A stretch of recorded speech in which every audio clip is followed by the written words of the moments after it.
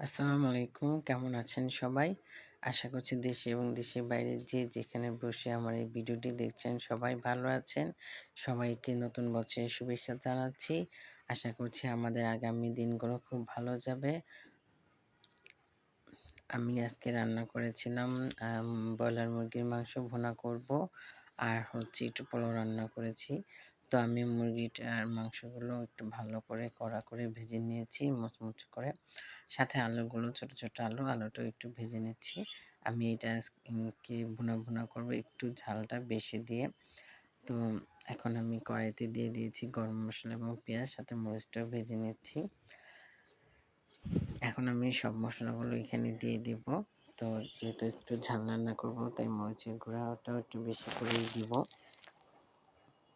তারপর এখন আমি এখানে সব দিয়ে দিচ্ছি, আদা রসুন দিয়ে এটা একটু ভালো করে নিয়ে নিচ্ছি। তো এখন দিব হলুদের গুঁড়ো, মরিচের গুঁড়ো, ধনিয়া গুঁড়ো, আর আজকে আমি এখানে রান্নার শুরুতেই দিয়ে দিব জিরার গুঁড়া, আর হচ্ছে গরম মশলা আমি গুঁড়া করে রেখেছি সেটাও দিয়ে দিব এখনই।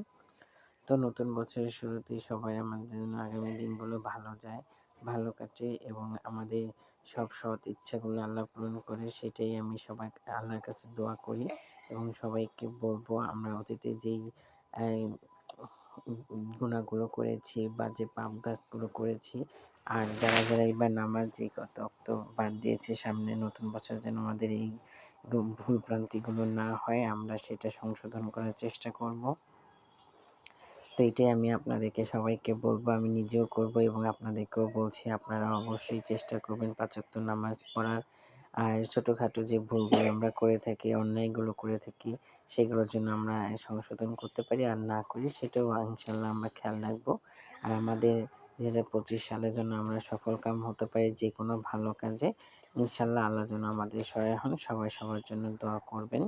তো এখন আমি এখানে মশলাটা ভালো মতো কষিয়ে মুরগির মাংসগুলো দিয়ে দিলাম এবং সাথে আলুগুলোও দিয়ে দিলাম।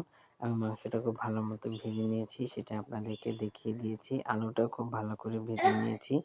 আসলে অনেক দিন হয়েছে মুরগির মাংস ভেজে তারপরে ভুনা ভুনা করা হয় না, তাই আমি ভাবলাম যে আজকে একটু ভেজে সাথে আলু ভেজে একটু ভুনা ভুনা করে নেব।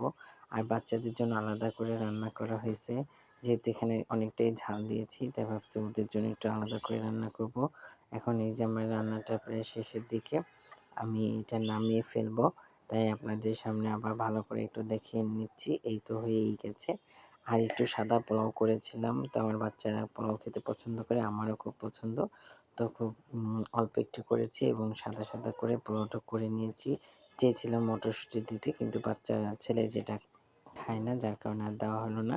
তো আমার আজকের রেসিপি আপনাদের কাছে কেমন লাগলো এবং কথাগুলো কেমন লাগলো জানাবেন সবাই। আল্লাহ হাফেজ।